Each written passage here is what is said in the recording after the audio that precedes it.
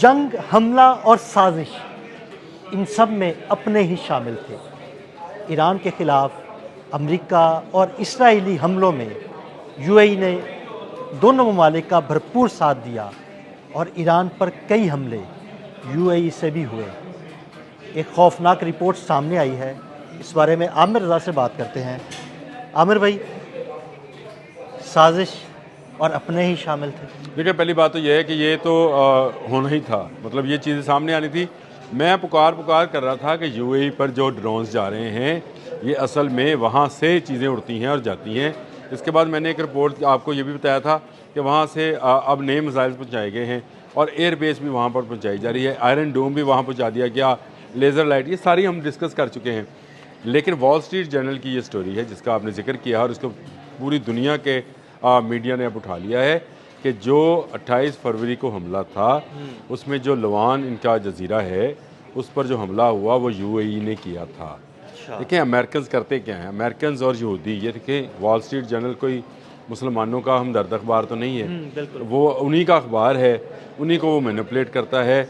अब उनको अंदाज़ा है कि उन्होंने मैदान का जंग जो है वो जंग का मैदान जो है वो लेकर जाना है यूएई में, जिसमें मैं पुकार के कह रहा हूँ कि अब जंग यूएई में होनी है। बिल्कुल ऐसे ही है। अब वहाँ के लोग जो फंसेंगे, मैंने कहा ये बुर्ज खलीफा जो है इसको ईरान नहीं छोड़ेगा, ये बुर्ज अल अरब जो है वो इसको गिराएगा। ये बात को समझें कि ये जानबूझकर ये स्टोरी अब फाइल कराई गई है कि जनाब जो ऑयल रिफाइनरी पे हमला लवान में हुआ था, जिसका जवाब जो था वो सऊदी अरब की एक ऑयल रिफाइनरी पर दिया गया था, जो ईरान ने कहा हमने नहीं किया है। अब लवान पे हमला मुत्तहिदा अरब अमारात से कराया गया और किसी अननोन या इजरायली प्रोजेक्टाइल के ज़रिए हमला किया गया, वो आपने अरामको के ऊपर किया। मकसद ये था कि सऊदी अरब जो है वो पलट कर ईरान को जवाब दे। वो देख हमदर्द दोस्त बीच में मौजूद था, उस मुल्क ने आकर ये फैसला कराया कि भाई ये ईरान की चीज़ ही नहीं थी जो आपको लगी। लेकिन यूएई उस वक़्त तक झोली में जा बैठा था। अभी इतने जो है ओपेक से और ओपेक प्लस से जो है बाहर एग्जिट नहीं हुआ था, लेकिन इससे पहले ही वो उनकी झोली में बैठा हुआ था। इसीलिए भाई शायद 136 जो था वो वहाँ पर हमला कर रहा था, 600 यहूदी वहाँ से भागे थे। इसीलिए वहाँ पर CIA का ऑफिस जो था 10वीं मंजिल पर, हमने स्टोरी की थी उस पर जो था ईरान ने हमला किया था। इसीलिए वहाँ पर एम्बेसी के ऊपर हमला हुआ था। इसीलिए वहाँ पर उसने ताक कर निशाने लगाए। कहा यह गया कि यूएई का क्या कसूर था, वहाँ पर क्यों लगाए जाते हैं। इस स्टोरी ने तो सारा भांडा फोड़ दिया। और सबसे बड़ी बात मैं आपको बताऊं, जितना इस वक्त समंदर के अंदर जहाज़ अमेरिकन मौजूद हैं उनकी रसद यूएई से जा रही है। बिल्कुल। जब जंग बंद होती है यूएई ओपेक से बाहर होने की बात करता है। उसका वो असल में सऊदी अरब को नुकसान पहुंचाना चाहता था। सऊदी अरब की तेल पर जो बालादस्ती है उसको वो ख़त्म करना चाहते थे, उसकी तेल की कीमतों को कम करना चाहते थे ताकि उसको प्रेशर में लाया जाए और अमेरिका का साथ देने की कहा जाए। सऊदी अरब ने अच्छा किया, उसने कहा मैं ईरान के हमले पे मेरे लिए हाथ खड़े हैं। और ये एक के बाद एक अरब ममालिक देख लीजिएगा, एंड पे सिर्फ मुत्तहिदा अरब अमारात रह जाना है। ये आपका जो दूसरे ममालिक हैं जिस तरह से कुवैत वगैरह है, ये शायद निकल जाए इसमें से। सऊदी अरब तो निकल गया, सऊदी अरब इस इत्तेहाद में से बाहर हो गया है। बाकी ममालिक भी इस बात पर सोच रहे हैं, जिनमें कतर भी शामिल है, कि भाई अमेरिका को अगर देंगे तो ईरान पलट कर वार करेगा। लेकिन इस वक्त अगर कोई झोली में बैठा हुआ है नेतन्याहू की, तो वो मुत्तहिदा अरब अमारात वाले हैं। आमिर भाई, इस स्टोरी से तो बिल्कुल चीज़ वाज़ेह हो गई कि जनाब एक आपका हमसाया, एक इस्लामी मुल्क बिल्कुल इसराइल और अमेरिका की झोली में बैठा हुआ है, नेतन्याहू की झोली में बैठा हुआ है और बाकायदा उनकी मदद कर रहा है खित्ते का अमन तबाह करने के लिए। पहली बात तो यह है कि ये बात तो पहले दिन से ही तय है कि यूएई इसराइल को तस्लीम करता है। इसराइली कंपनियां अपने सारे दफातर उठाकर, वो चाहे अमेरिका में भी या यूके में भी थी, वहाँ से उठाकर वो यूएई में शिफ्ट करती हैं। ये एक इस तरह से इसराइल का सूबा, ये हमें लगता था कि ये इसराइल का सूबा है। वाकई अगर आप, मैं तो खैर बहुत दफ़ा यूएई गया हूँ, यूएई में आप जाएँ तो आपको जो है इसराइली कंपनीज जो हैं और उनके दफातर जो हैं आपको आम तौर पर मिलते हैं वहाँ पर। लेकिन ईरान के हमलों के बाद भाग गए हैं वहाँ से। नहीं, वो भाग गए, लेकिन वो देखें वापस कैसे आए। वो भाग गए सिविलियंस कंपनीज वाले। 600 कौन आ गए आपने खुद बता दिया। उनका IDF आ गई, IDF आ गई, IAF आ गई, यानी इजरायली डिफेंस फोर्सेस के लोग आ गए और इजरायली एयरफोर्स के लोग जो हैं वहाँ पर आकर, मैंने इसलिए कहा था कि अब जो हमला होना है वो आपका मुत्तहिदा अरब अमारात से होना है। अब ये वो इराक वाली वो जो खुफिया इन्होंने वो एयरबेस बनाई हुई थी वहाँ से हमला नहीं करना है, वो पकड़ा गया है। फिर वो पकड़ा गया। अब ये मुत्तहिदा अरब अमारात में ओपनली करेंगे, कहेंगे ये कि मुत्तहिदा अरब अमारात जो है वो कर रहा है, हम इसके मददगार हैं, यानी सामने शेख को रख के उसके पीछे छुपकर। और ये मैंने आपको बताया था कि ये हमारे इस्लाम में पहले से तालीमात में मौजूद है कि ये छुप कर तुम पर वार करेंगे। ये आप पर खुले आम जो आपके सामने आकर लड़ने के काबिल ही नहीं है, ये आपसे डरते हैं, ये आप पर छुप कर वार करेंगे। किसके पीछे छुपेंगे?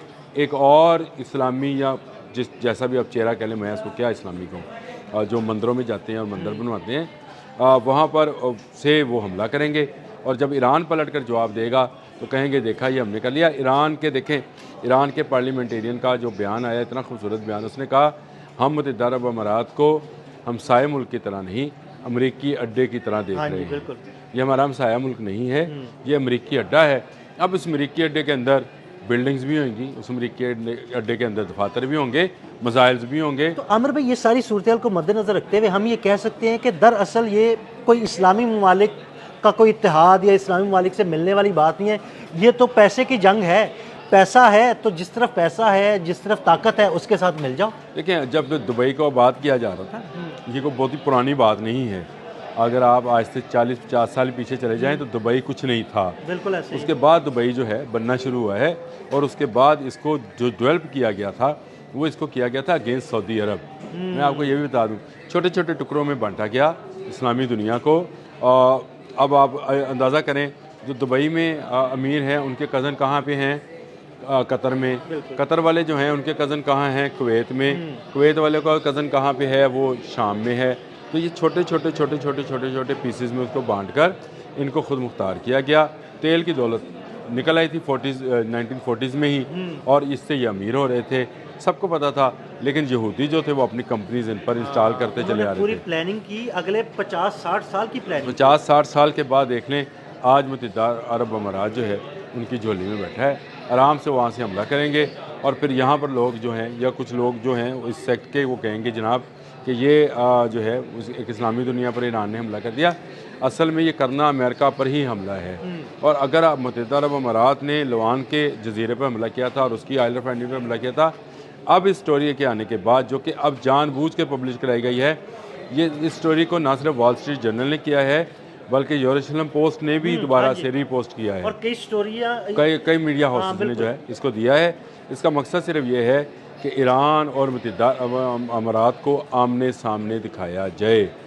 यानी जो मुत्तहिदा अरब अमारात का अमीर है मोहम्मद बिन ज़ैद अल नहयान, उसको और इस तरफ से मुश्तबा हामनई को आमने सामने एक दूसरे के बरसरे पिकार दिखाया जाए। मुफाद किसका है? नेतन्याहू का। दिमाग किसका है? इजरायली यहूदियों का। उन्होंने यूज़ किया है डोनाल्ड ट्रंप को। ये एक दहशत बनाई हुई है। अब लड़वाएंगे किसको? मोहम्मद बिन ज़ैद अल नहयान को और मुश्तबा हामनई को। लेकिन आमिर भाई, वो ठीक है, वो दिखा रहे हैं, वो स्टोरियाँ पब्लिश करा रहे हैं, वो दिखा रहे हैं कि जनाब आमने सामने हैं, लेकिन मोहम्मद बिन ज़ैद अल नहयान को नहीं पता लगता कि भाई वो किन की झोली में बैठा हुआ है। देखें, ये पता लगना तो उस वक्त होता है जब आप उनका पैसा देखें, इनको जब मैंने आपको मिसाल दी कि 50 साल पहले जब कंपनीज आ रही थी तो वो पूरी तरह से मैनिपुलेट कर रही होंगी ना। वो उन्होंने पूरी तरह से आपको, मैं एक छोटी सी मिसाल देता हूँ आपको। आप इसको, जब नया एसी आया होगा तो बहुत सारे लोग उसके आदी नहीं थे, इसीलिए वो क्या करते थे, वो छतों पे सोते थे। लेकिन आज अगर आप जो एसी में बच्चा पैदा हुआ है, एसी में रहा है, उससे कहें ज़रा छत पे जाके सो के दिखाए, तो ये हमारे वो बच्चे हैं ये जो कि इस्लाम के लबादे में थे, लेकिन इनको जो है उन कंपनीज का, उस दौलत का, उस ऐशो इशरत का, उस शराब खानों का, उस जना खानों का आदत पड़ चुकी है। अब ये उससे बाहर आ नहीं सकते हैं। अगर उससे बाहर आएंगे, इनको ख़तरा ये लगता है कि ईरान वाला अगर इनकलाब जो है, चले वो सेक्ट की बात छोड़ देते हैं, अगर इस्लामी इनकलाब ही आ जाता है तो ये तो सारा शराब खाने, जुए खाने, ये जना खाने जो हैं ये बंद हो जाएंगे, याशी भी ख़त्म हो जाएगी, आमदन भी ख़त्म हो जाएगी। और भाई दुबई में आमदन किस चीज़ की है? तेल तो नहीं निकलता ना वहाँ। बिल्कुल, वहाँ पर रियल एस्टेट है, वहाँ पर रियल एस्टेट इसीलिए भाई कि टूरिज्म है, टूरिज्म की आड़ में ये सब कुछ होता है। तो वो उसी से पैसा बना रहे हैं, उसी से कमा रहे हैं। इसीलिए वहाँ पे बड़ी पोर्ट बन गई कि ताकि जो सेलर्स आते थे उनको अगर शराब चाहिए, खतून चाहिए, जुआ चाहिए, उनको जो चीज़ चाहिए हरामकारी के लिए, उनको दुबई में अवेलेबल कर दी गई। तो ये सारा एक ग्रेटर इसराइल का प्लान है। उसमें अब ये प्लान शामिल है कि ईरान को और मुत्तहिदा अरब अमारात को लड़ाया जाए, लेकिन इसमें ईरान को पीस दिया जाए। मैं यह भी बता रहा हूँ कि ईरान को पीस दिया जाए, नाम लगाएं कि मुत्तहिदा अरब अमारात ने जो है वो फतह हासिल की है। जितना पैसा सर्फ होगा वो मुत्तहिदा अरब अमारात, अबू धाबी का जो तेल है उसका जो पैसा है उससे ईरान पर हमला किया जाए। बहुत शुक्रिया आमिर भाई। आमिर भाई ने इस सारी सूरत के बारे में बड़ी तफसील के साथ आपको बताया। मज़ीद अपडेट्स के लिए हमें फॉलो करते रहें। अदील अहमद और आमिर रज़ा को इजाज़त दीजिएगा।